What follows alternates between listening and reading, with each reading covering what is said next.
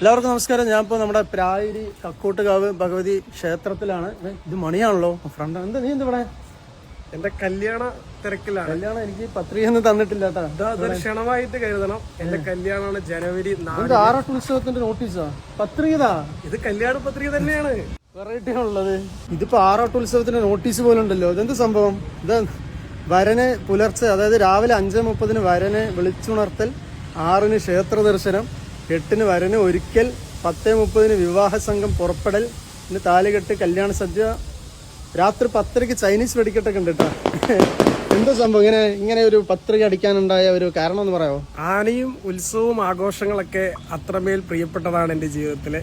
അതുപോലെ തന്നെ ഒരു ഉത്സവത്തിന്റെ രീതിയിൽ ഒരു കല്യാണം നടത്തണമെന്ന് വലിയൊരു ആഗ്രഹമായിരുന്നു. അപ്പോ ആന നമുക്ക് നിലവിൽ ഉണ്ട്, പക്ഷേ വനംവകുപ്പിന്റെ കുറച്ച് പ്രശ്നങ്ങൾ കാരണം നമുക്ക് ഇതുവരെ ഉൾപ്പെടുത്താൻ പറ്റിയിട്ടില്ല. ബാക്കി ഒരു ഉത്സവത്തിന് വേണ്ട എല്ലാം എന്തൊക്കെയുണ്ടോ അതെല്ലാം ഈ കല്യാണത്തിൽ നമ്മൾ സെറ്റാക്കിയിട്ടുണ്ട്.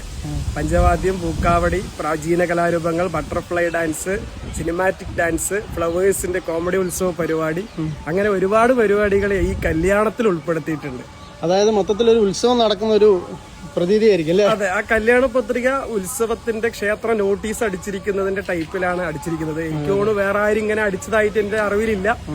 അങ്ങനെ ഒരു ഉത്സവത്തോടുള്ള ഇഷ്ടം കൊണ്ട് കല്യാണത്തിലെ എന്തായാലും ഒരു വ്യത്യസ്തമായ ഒരു കല്യാണ പത്രികയാണ്. ഒരു ഉത്സവം പോലെയാണ് ഈ പത്രിക അടിച്ചിരിക്കുന്നത്.